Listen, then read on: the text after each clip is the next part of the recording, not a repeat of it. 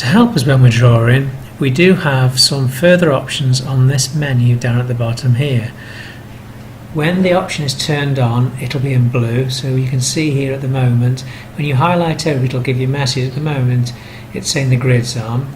If I click on that, left click, it takes the grid off. Click again, it brings the grid back for me. There are various options across here. The three options that we're going to look at is we're going to look at what's called ortho mode. So if I look here, I'm going to switch on ortho mode.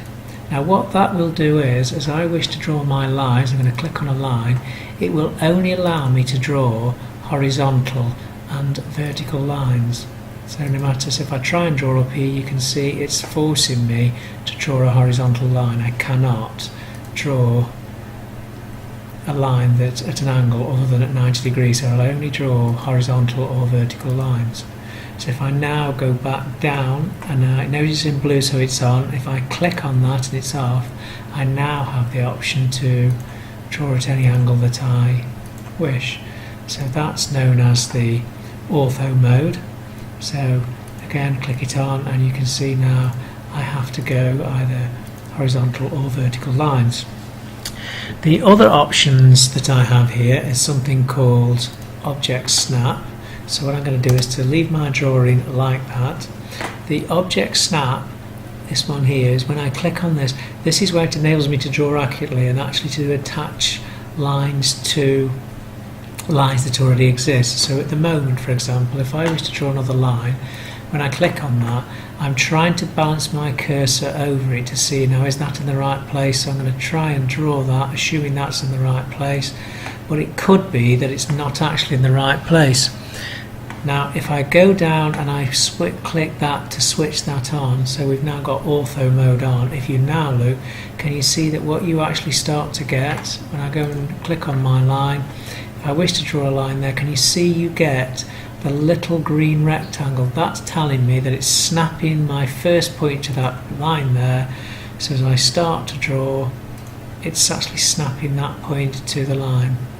The triangle would indicate a midpoint, and you'll see that as I go across, I get the green triangle, and can you see where it's just said midpoint? So again, if I click, I can continue to go across, clicking into there.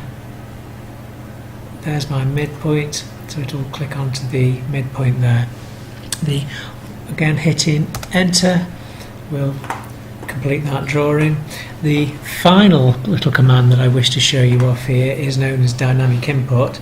So you notice at the moment that whenever we draw anything, so I click on my line, when I start to draw, all the information is contained in the bottom on this command line. If I click on what's called dynamic input, which is this one here, when I click on this, if you notice what it starts to do is it moves the command line so it stays next to your cursor, so you can actually see what's happening as your cursor moves up and down. So I can see here, you can see in blue, at the moment I'm drawing a line that at the moment if I clicked there, that would be 152.2 millimeters long, so I can click on there. As I start to go across, you can now see again in blues it's going across. If I go all the way across here, I wish to go, and I'm going to go to the midpoint there, that would have a distance of 310.7 millimeters long. So again, I left click. If I wish to complete the command, I need to click on the enter key, and I will now have completed that command.